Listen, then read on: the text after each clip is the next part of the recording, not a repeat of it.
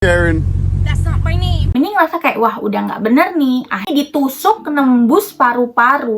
Teman-teman, sekarang ini siapa sih yang nggak kenal media sosial? Ada Facebook, Instagram, YouTube, sampai TikTok. Dan tidak bisa dipungkiri, banyak yang ingin terkenal lewat media sosial, apalagi TikTok, yang videonya bisa tiba-tiba FYP kalau berhasil menarik perhatian banyak orang.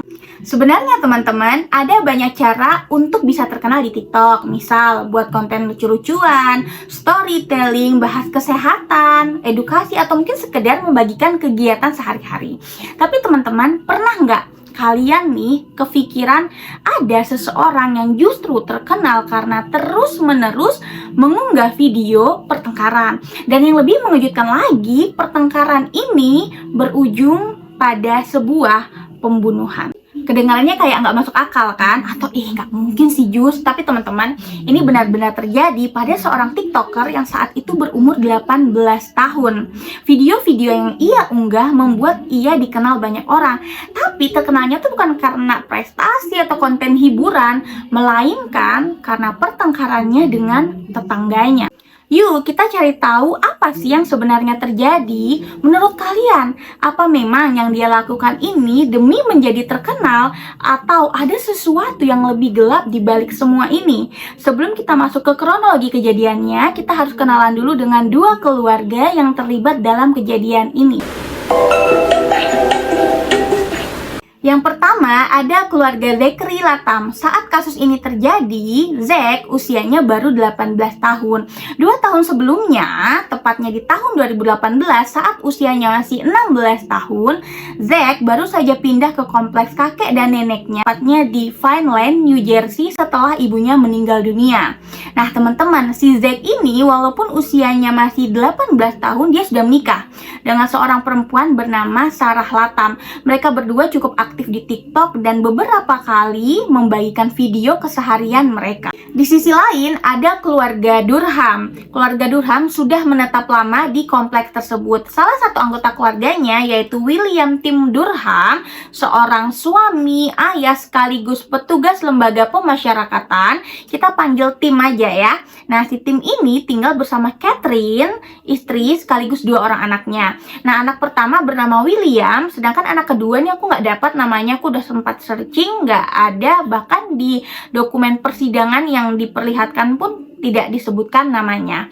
Nah, sekarang kita masuk ke kronologi kejadiannya ya teman-teman. Menurut keluarga Durham, Zach beberapa kali mengemudikan mobilnya dengan kecepatan tinggi di area kompleks mereka tinggal. Nah, karena area kompleks mereka ini sering dilalui warga, bahkan anak-anak bermain dan bersepeda, mereka pun merasa khawatir. Akhirnya mereka memutuskan untuk menegur Zach. Zach, tolonglah, kalau kamu mengemudikan mobilmu tuh pelan-pelan, jangan balap-balap, di sini ada banyak anak-anak, takut nanti kenapa.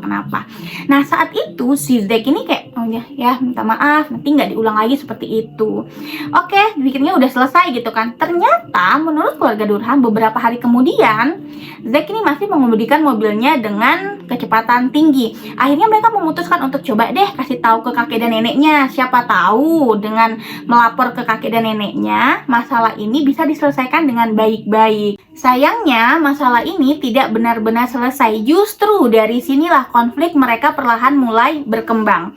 Nah, di titik inilah aktivitas Zach di TikTok menjadi bagian penting dari kasus ini. Sejak awal, Zach memang beberapa kali mengunggah kehidupan sehari-harinya di TikTok, dan beberapa unggahannya itu berkaitan dengan mobil yang ia miliki, dengan caption, kalau misal kita terjemahkan seperti ini teman-teman, suka memotong jalur orang lain, lampu sen itu untuk apa, knalpot berisik. Bahkan ada beberapa unggahan memperlihatkan dirinya, foto dirinya dengan caption seperti ini, aku bisa lebih banyak minum daripada kamu, terus susah mengendalikan emosi.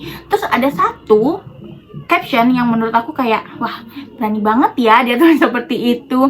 Captionnya seperti ini, aku punya senjata.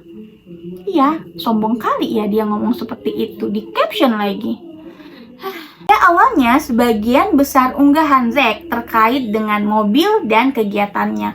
Namun teman-teman, seiring berjalannya waktu, kontennya ini mulai berubah. Ia mulai mengunggah video pertengkarannya dengan keluarga Durham. Jadi, pertengkaran yang awalnya hanya diketahui oleh para tetangga, kini disaksikan jutaan orang di media sosial. Konflik mereka semakin memanas pada bulan April tahun 2020. Saat itu, Zack merekam salah satu perselisihannya dengan keluarga Durham dan mengunggahnya di TikTok. Dalam video tersebut, Catherine, istri dari Tim Durham, kembali mendatangi Zack untuk menegurnya karena diduga Zack masih mengemudikan mobilnya dengan kecepatan tinggi di area kompleks mereka. Alih-alih menanggapi dengan baik teguran dari Catherine, si Zack ini malah memanggil Catherine dengan sebutan Karen. Nah, sedikit informasi ya teman-teman, di Amerika Serikat atau negara-negara berbahasa Inggris lainnya, istilah Karen ini sering digunakan sebagai julukan bernada mengejek untuk perempuan yang suka marah-marah, suka mempermasalahkan hal-hal sepele dan banyak menuntut. What are you gonna do, Karen? That's not my name, so get my name straight. Go ahead. You okay, Karen? Go ahead, get my tag. Let's go. Get my tag, Karen. My name is not Karen, so get my name straight. Get my tag, it's okay.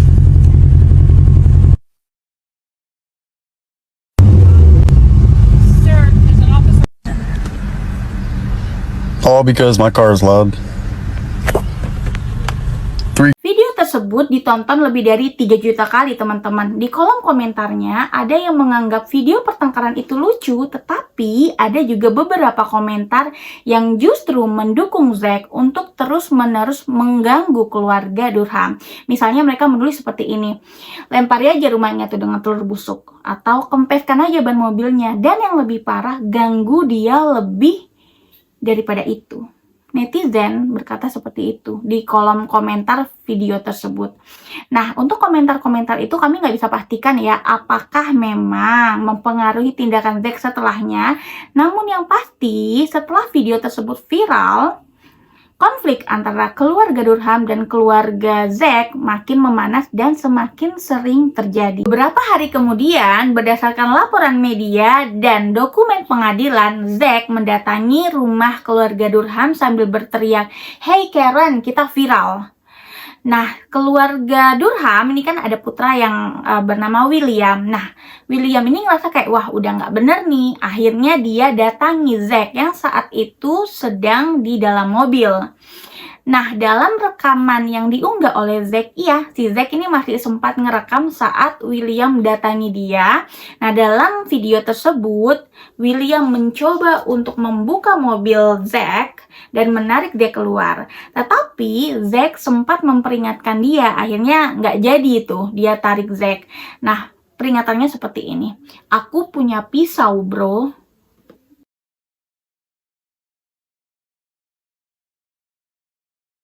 Selain itu, beberapa laporan media menyebut bahwa sempat beredar sebuah video yang kini sudah dihapus. Di video tersebut diduga Zack sedang memegang sebuah pistol sambil berkata, "Beginilah cara menghadapi tetanggamu." Iya, dia pegang pistol, terus dia ngomong seperti itu, dia upload di TikTok. Tapi sekali lagi ini masih diduga ya teman-teman, soalnya aku udah sempat kan ngecek searching gitu videonya, nggak dapat. Nah, mungkin di antara kalian, karena waktu aku baca kasus ini juga tuh berpikir kenapa nggak keluarga Durham lapor ke polisi aja daripada masalah ini terus berlarut. Iya kan, karena kan masalah utamanya Zack mengendarai mobil dengan kecepatan tinggi, takut nanti kenapa-kenapa gitu kan warga yang ada di sana gitu. Nah, ternyata menurut keluarga Durham, mereka sudah sempat melapor ke polisi setempat, tepatnya di Newville Police Department. Tetapi karena di tahun 2020 saat itu sedang masa pandemi termasuk di Amerika Serikat, jadi ada pembatasan. Nah, sehingga beberapa beberapa kasus itu ditunda, termasuk laporannya mereka itu juga ditunda. Laporan mereka terhadap Zack yaitu dugaan pelecehan, intimidasi, serta pelanggaran wilayah. Hingga akhirnya pada tanggal 4 Mei tahun 2020, konflik antara Zack dan keluarga Durham mencapai titik yang jauh lebih serius. Menurut keluarga Durham, Zack kembali mengemudikan mobilnya dengan kecepatan tinggi di area kompleks mereka, dan Zack sempat mengarahkan mobilnya ke arah putra mereka yang saat itu sedang bersepeda. Tak lama setelah kejadian itu, tim menghentikan laju mobil Zack dengan memarkir truknya secara melintang di jalan agar mobil Zack tidak bisa lewat. Kemudian Catherine, istri Tim, mendatangi Zack untuk meminta penjelasan mengapa ia mengarahkan mobilnya ke arah putra mereka. Sedangkan William, putra pertama mereka, merekam kejadian tersebut menggunakan ponselnya. Nah, dalam rekaman yang beredar, Zack sempat menyikut Catherine sehingga ponsel yang Catherine pegang terjatuh, lalu Zack memasuki mobilnya dan meninggalkan lokasi. Tak lama setelah Zack meninggalkan lokasi, keluarga Durham memutuskan untuk mendatangi rumah Zack. Yang pertama kali tiba di pekarangan rumah Zack yaitu kedua putra mereka, lalu diikuti dengan Tim dan juga Catherine. Di sisi lain ada Sarah Latham, istri dari Zack, merekam seluruh kejadian dari awal hingga akhir. Menurut pengacara Zack, dalam rekaman tersebut, Sarah berulang kali meminta keluarga Durham untuk pergi dari pekarangan mereka. Ia memperingatkan mereka apabila mereka masih di sana, sesuatu hal yang buruk bisa terjadi. Nah, kalimat yang keluar dari Sarah ini menjadi salah satu hal yang penting di persidangan nanti ya teman-teman. Walaupun sudah diperingatkan seperti ini, tapi keluarga Durham ini masih tetap di situ, mereka nggak mau pergi. Sampai akhirnya Zack keluar dari rumah dengan membawa pisau dan penyengat listrik. Menurut dokumen pengadilan, Zack kemudian menggunakan alat penyengat listrik ke salah satu putra keluarga Durham. Melihat itu, Tim yang nggak tinggal diam. Dia mencoba untuk menghentikan Zack dan akhirnya terjadilah perkelahian. Nah, si Zack ini mencoba untuk berlari menghindari perkelahian itu ke arah garasi, tapi Tim ini mengejar si Zack. Akhirnya perkelahian itu berlanjut di garasi. Nah, di tengah perkelahian itu terdengar bunyi sengatan listrik dari alat penyengat listrik itu berkali-kali. Dan Zack menusuk Tim di bagian bawah ketiak, menembus paru-parunya sehingga menjadi luka yang sangat serius. Ini kita kena pisau aja nih udah sakit ya teman-teman ya. Apalagi ini ditusuk nembus paru-paru. Duh, nggak bisa bayangin sih ini. Dan setelah penusukan itu terjadi, Zack menelpon 911 untuk melaporkan bahwa ia baru saja diserang oleh beberapa orang di rumahnya dan butuh pertolongan. Setelah penusukan itu dia sendiri yang menelpon 911 teman-teman. Tak lama kemudian, petugas kepolisian dan tim medis tiba di lokasi. Tim Durham sempat mendapatkan penanganan medis, namun nyawanya tidak bisa tertolong dikarenakan luka yang dialaminya. Sementara itu, Zack diamankan untuk mendapatkan perawatan sampai akhirnya ditahan. Setelah Zack diamankan dan ditahan, kasus ini berlanjut ke proses hukum ya teman-teman. Dan yang bikin kasus ini rumit bukan hanya Zack yang didakwa dengan pembunuhan tidak berencana, tetapi Catherine dan dua anaknya ini juga didakwa dengan dakwaan memasuki pekarangan tanpa izin dan penyerangan. Nah, saat persidangan dimulai, kedua belah pihak menyampaikan versi kejadian yang sangat berbeda. Pihak pembela Zack berargumen bahwa tindakan yang Zack lakukan adalah bentuk pembelaan diri yang sah. Keluarga Durham mendatangi rumah Zack tetap berada di pekarangan padahal sudah diperingatkan untuk pergi. Akhirnya sampai pada perkelahian yang berujung penusukan. Kalian masih ingat tuh yang tadi Sarah Latham peringatkan mereka untuk pergi atau nanti ada sesuatu yang tidak kalian sangka-sangka. Nah, yang itu tuh masuknya di sini nih. Berdasarkan dokumen pengadilan, pengacara Zack berpendapat bahwa keluarga Durham melihat Zack ini sosok yang sering membuat onar di kompleks mereka. Oleh sebab itu, keluarga Zack datang ke rumah Zack untuk menghajarnya agar si Zack ini jera, udah nggak jadi buat onar lagi. Tetapi versi yang tadi, yang dari pembela Zack dan pengacara Zack, ini dibantah oleh keluarga Durham. Melalui kuasa hukumnya, keluarga Durham menuduh Zack memang sudah merencanakan penyerangan itu. Menurut mereka, Zack sengaja memancing konflik agar bisa direkam lalu diunggahnya ke TikTok agar dia semakin terkenal. Keluarga Durham juga menolak alasan Zack yang mengaku membela diri. Karena menurut mereka kalau memang Zack merasa terancam, seharusnya nih Zack tetap aja di rumah, terus hubungi polisi dan menunggu bantuan datang, bukan malah keluar dengan membawa senjata. Terus senjatanya 2 lagi, alat penyengat listrik sama pisau. Atas dasar itu, keluarga Durham meminta dakwaan terhadap Zack ditingkatkan menjadi pembunuhan berencana tingkat pertama, serta dakwaan terhadap Catherine juga anak-anaknya dibatalkan karena menurut mereka adalah korban dari kejadian tersebut.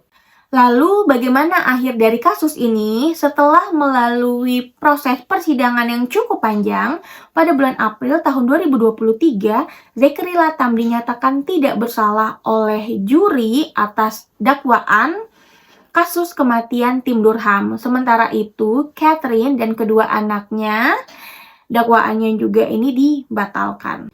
Kalau menurut kalian gimana? Apakah kasus ini benar-benar pembelaan diri atau ada hal lain di balik kasus ini? Terus setelah kalian dengar nih ceritanya dari awal sampai akhir, kalian setuju nggak dengan keputusan dari pengadilan? Tulis pendapat kalian di kolom komentar ya.